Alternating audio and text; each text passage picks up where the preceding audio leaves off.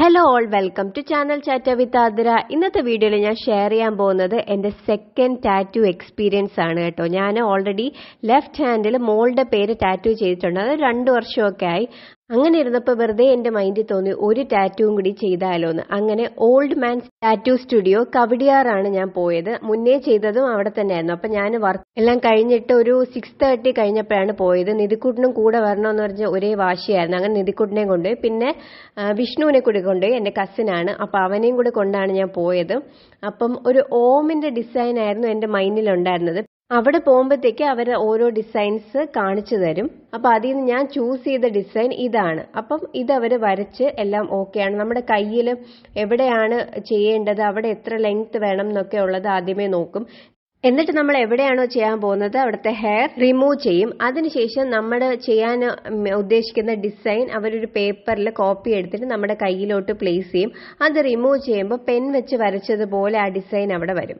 അതിൻ്റെ മേളിൽ കൂടെയാണ് നമ്മൾ ഇനി ടാറ്റു ചെയ്യാനായിട്ട് പോകുന്നത്. അപ്പോൾ കുറച്ച് സ്റ്റെപ്പ് ബൈ സ്റ്റെപ്പ് പ്രൊസീജിയർ ആയിട്ടാണ് ചെയ്യുന്നത്. അപ്പോൾ ഇപ്പം എൻ്റെ കയ്യിൽ ആ പേപ്പറിൻ്റെ ആ കട്ട് പീസ് ഒട്ടിക്കുന്നതാണ്. ഇത് റിമൂവ് ചെയ്ത് കഴിയുമ്പോഴാണ് ഞാൻ പറഞ്ഞ ആ പെന്നിൻ്റെ, നമ്മൾ പെൻ വെച്ച് വരച്ച ഡിസൈൻ പോലെ നമുക്ക് കാണാനായിട്ട് പറ്റും. ഞാൻ വർക്ക് കഴിഞ്ഞിട്ട് പെട്ടെന്ന് ഓടി ഇറങ്ങിയോണ്ട് എനിക്ക് അധികം മേക്കപ്പ് ഒന്നും ചെയ്യാൻ പറ്റില്ല. അതുകൊണ്ടാണ് ഇങ്ങനെ ഒരു കോലത്ത് ഞാൻ ഇരിക്കുന്നത്. ഇങ്ങനെയാണ് പ്രൊസീജിയർ സ്റ്റാർട്ട് ചെയ്യുന്നത്. അതിന്റെ മേളിൽ കൂടി ടാറ്റു ചെയ്യുകയാണ് ചെയ്യുന്നത്, ഒരു മെഷീൻ വെച്ചിട്ട്.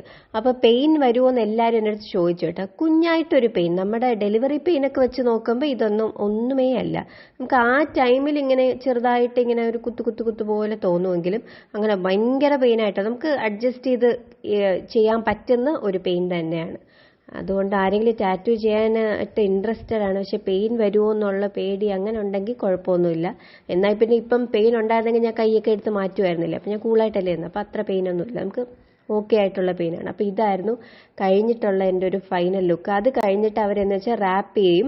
ഒരു 3 days കഴിഞ്ഞിട്ട് നമുക്ക് ആ റാപ്പ് റിമൂവ് ചെയ്ത് കളയാം. അത് കഴിഞ്ഞ് മോയ്സ്ചറൈസർ അപ്ലൈ ചെയ്യണം. അങ്ങനത്തെ കുഞ്ഞു കണ്ടീഷൻസ് ഒക്കെ ഉള്ളൂ. അപ്പം ഞാൻ 3 days കഴിഞ്ഞിട്ട് റിമൂവ് ചെയ്ത് കഴിയുമ്പോൾ നമ്മുടെ ഈ ഇങ്ങനെ കുറച്ച് ഡ്രൈ ആയിട്ട് തോന്നും. ഇടയ്ക്കിടയ്ക്ക് മോയ്സ്ചറൈസർ അപ്ലൈ ചെയ്ത് കൊടുത്താൽ മതി. പിന്നെ ഇതിൻ്റെ സ്റ്റാർട്ടിംഗ് റേറ്റ് വരുന്നത് 500 ആണ്. പിന്നെ നമ്മുടെ ചെയ്യുന്ന ഡിസൈനും ലെങ്ത്തും ഒക്കെ അനുസരിച്ചിരിക്കും റേറ്റ്.